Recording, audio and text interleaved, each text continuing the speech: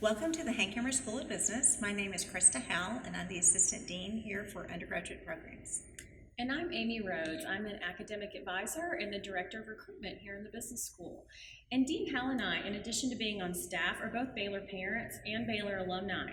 And so over the years, we've accumulated some tips that we want to give you today to kind of help you make sure you make the most of your first year. So this will be helpful for both you and your parents to watch to make the best of this first year.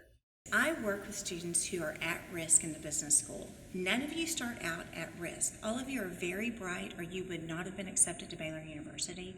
But sometimes once you get here, something will happen along the way and you become at risk. This is one of my very favorite quotes. No one attains success by simply doing what is required of them. You think of someone who is very successful. It may be your parents. They did not get there by doing the minimum. They worked very hard to get where they were, and that is what you're going to have to do when you get to the Hankamer School of Business. Students, in the last module that I did on the first year requirements, we talked about the minimum 3.0 GPA and how important that is. Now, a 3.0 is a B average, and most of you probably never even earned a B in high school. But I want you to know that when you get here, it is going to be more difficult. Out of the 600 graduates that we had this semester in the business school, do you know how many had straight A's, a 4.0 average? Only 8 out of 600. Students, we have found that your ACT and SAT score does not necessarily correlate with how you're going to do in the BBA degree. It's the effort that you put forth. And we're going to help you with this by offering you some college study skills courses if you feel like you need those. You and your parents need to sit down and kind of talk about it. I have 4 Baylor Bears that have come through, my children. And 3 of them, when they were in high school, I felt like they had this college study skills that they needed. But one of them, she was even questioning it herself. And so she decided that she did want to take a college study skills course. And when it was finished, she said it was a game changer for her. So that is something that you're going to need to decide on with your parents.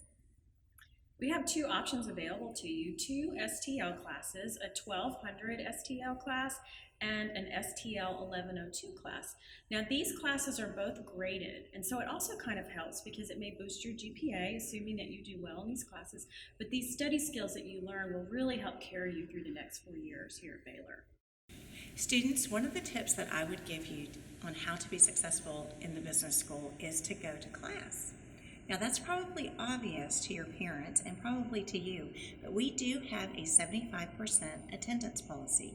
And what that means is that you must attend at least 75% of the class meetings, or you would fail the class regardless of what your grade is in the class. Now students, this does not give you permission to miss 25% of your classes. You need to be in class in order to be able to be successful in college. It's not going to be like high school, where when you missed a class, it was very easy to make it up. It's harder to learn in college just based on your friends' notes that they took for you. So just make sure that that is one of the things that you put as a priority when you get here to Baylor. When we are talking with our recent graduates who have already finished their journey at Baylor, one of the things they say that was most important and helpful to them and most meaningful was the connections they made with faculty. Now, it's very unusual at a university of our size and reputation to really have the open door policy that we have with faculty. So take advantage of that from the very beginning. I know Dean Howell a few years ago did take a survey of the Business 1101 students to see why they had been successful, and what happened with that survey? Their number one reason that they gave was they got to know their faculty. They went to the person's office hours, they connected with them, by email or any way possible, but they got to know their faculty, and they felt like that mentor relationship helped them more than anything else. You really can't put a price on that, student, so start doing that right away. Don't wait till you're in trouble in the class. Go ahead and get to know those people early on. And you're also going to have an academic advisor to help you during your whole time at Baylor. So that person's there for you not only to help you register for the next semester, but you may have questions in the middle of the semester that you need to talk to them about. You're struggling in a class, or you're not sure what to do about certain things, or decisions about your major. That's what we're here for, and that's what we want to help you with. So take advantage of that resource that you have, and we love your friends. We think they're really great, but they're not your advisor. And so if they say something like, it's totally fine for you to skip accounting so you can take sailing with me, then don't listen to them. Email your advisor. We want to be here for you. So students, this is one of the first times that you're really going to be responsible for this whole academic journey that you have. We want you to own your academic path. Now, I know this isn't easy. This may be the first time that you've ever had to get yourself up in the morning for breakfast. You not only have to get your Pop-Tart yourself, you had to go to the store and buy it ahead of time. There's a lot of responsibility coming on this first year, but we want you to really take ownership of it from the very beginning. Now, parents, I know this can also be a challenge for you. I have 3 boys that have all finished college, and this was not easy, I tell you.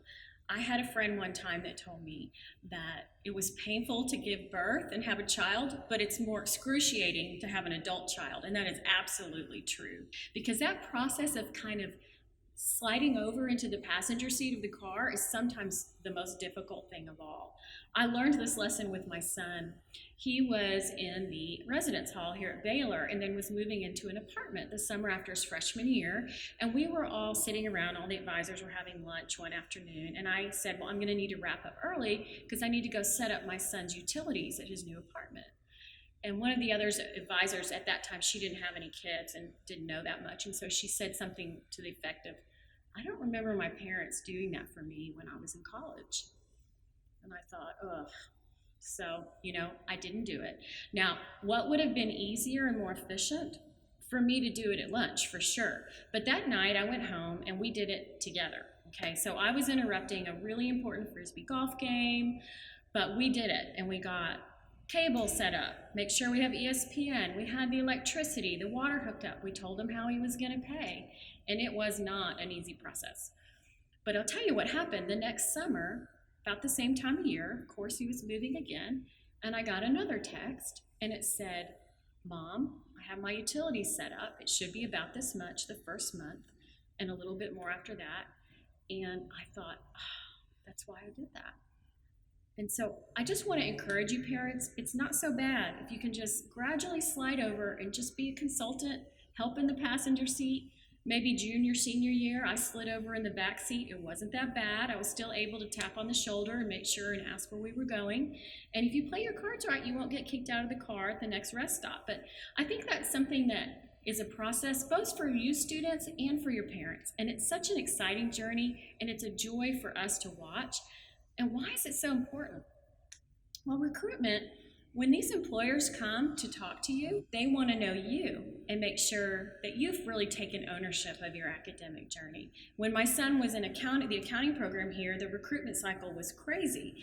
And they did not have one single golf game or steak dinner that you invited your mom. They absolutely didn't. And so he was on his own at that point.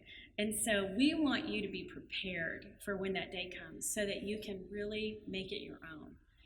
And we're here to help you with that and help you along the way. And students, really our last tip for you is to find ways to get involved from the very beginning. You're going to have lots of opportunities to be part of different clubs and organizations. And when our recruiters come, when students are ready to interview for jobs or internships, they say the main thing they're looking for besides your academic skills is your soft skills. And that's your ability to lead others and really even follow others. And we can't teach you that in a classroom. That's only something you can learn by being involved on campus and finding some things that you're really passionate about.